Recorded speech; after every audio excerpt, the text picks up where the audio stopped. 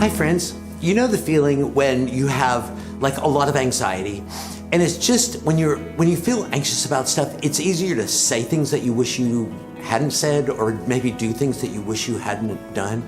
I remember one time I saw a cartoon, it was a Far Side cartoon, and it showed the pilot and the co-pilot of a jetliner, and they were up in the cockpit and the airplane was full of passengers, and the co-pilot, all of a sudden the co-pilot said, Frank, the fuel light's on, Frank. We're out of gas. Frank, we're gonna crash. We're all gonna die. And then he said, oh, sorry, Frank, that wasn't the fuel light. That was the intercom light. The intercom must be on. And all the passengers were sitting back there just with their eyes wide open. I just think it's true that like if you have a lot of anxiety, it's easier to say things that you wish you hadn't said.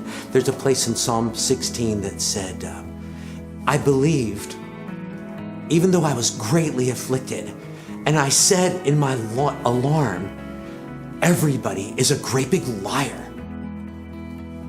Okay, that's probably not true. You know, everybody's a great big liar, but you might say something like that if you have a lot of anxiety. There was the place where Jesus told his guys to get into a boat, and he said, and he got into the boat with them, and he said, okay, guys, we're gonna go to the other side of the lake.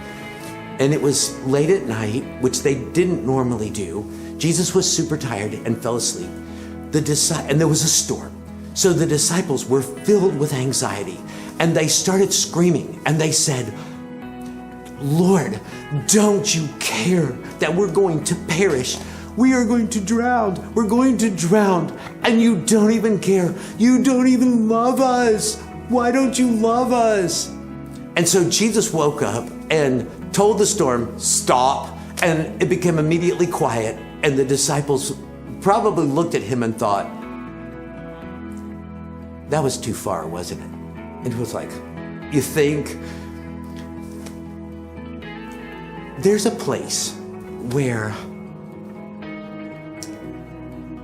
Jesus, it was another time, where Jesus told his, if I'm gonna get through this period that we're in right now, without saying things I wish I hadn't have said, and doing things I wish I hadn't have done in my anxiety, I'm gonna have to get rid of this anxiety. So there was a place where Jesus told his guys, for a specific reason, that he wanted them to get into the boat and to row across the lake without him in it. And it was late at night. They just didn't do that kind of stuff. And so it was dark. Already for them, it was a dangerous situation because they were in the lake in the middle of the night. They had been in a storm before like that. And it got discouraging because they were late into the night. They were rowing. The winds were coming against them, and they weren't getting very far. It was a time, maybe like this time for a lot of folks, it just feels dark and dangerous and it's discouraging. And Jesus saw from where he was up on a mountain praying for them, where they were in the middle of the lake. So he decided, to encourage them. He just went out to them walking like on the surface of the lake, just like walking on it.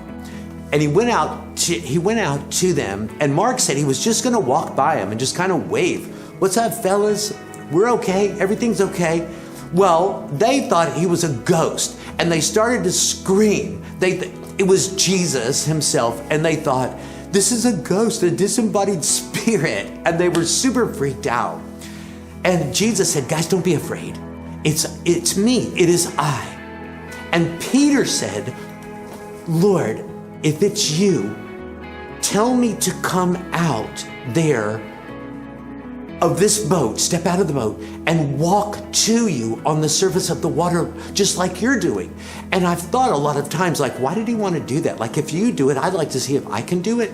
I don't think that was really it. I think that Peter was probably feeling like, these guys in this boat are freaking me out because they're all screaming and saying all kinds of ridiculous stuff. I'd feel a lot better if I was out there with you, so could I come out there?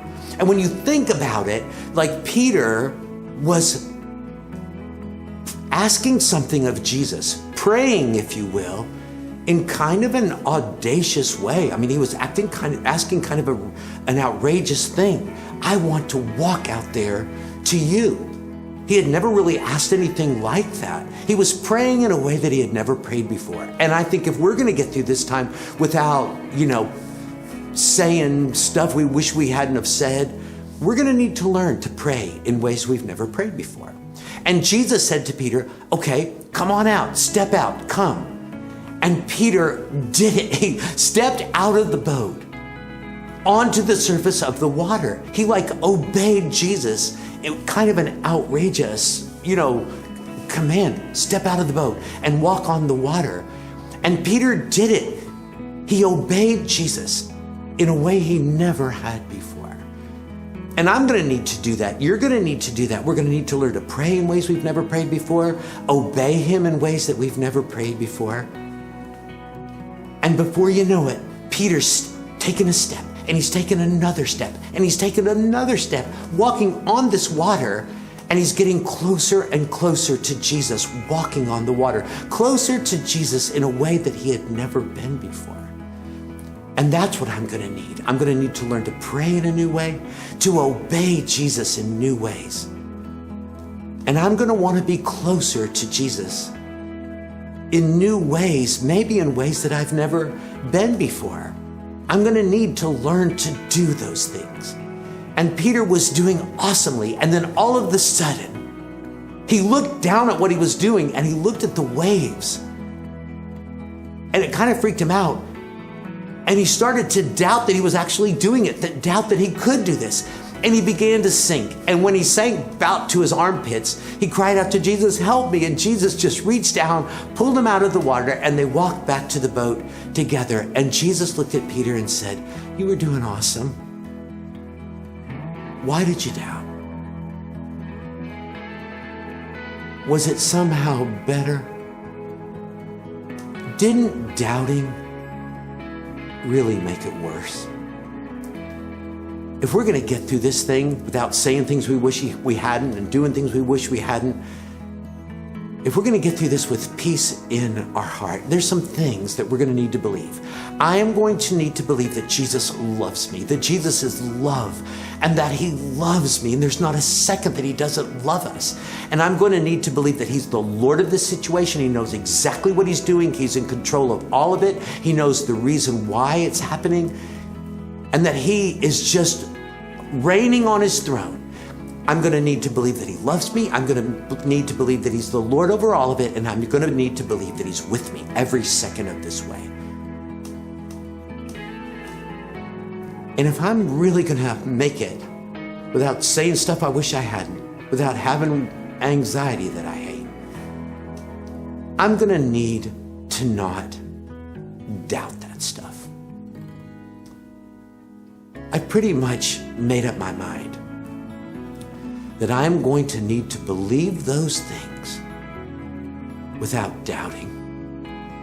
Doubting doesn't make it better. It only makes it worse. I've decided for myself right now that doubting is a luxury in these days I really can't afford. Hey, thanks, folks. We love you, and we're praying for you. We'll be back in a day or two.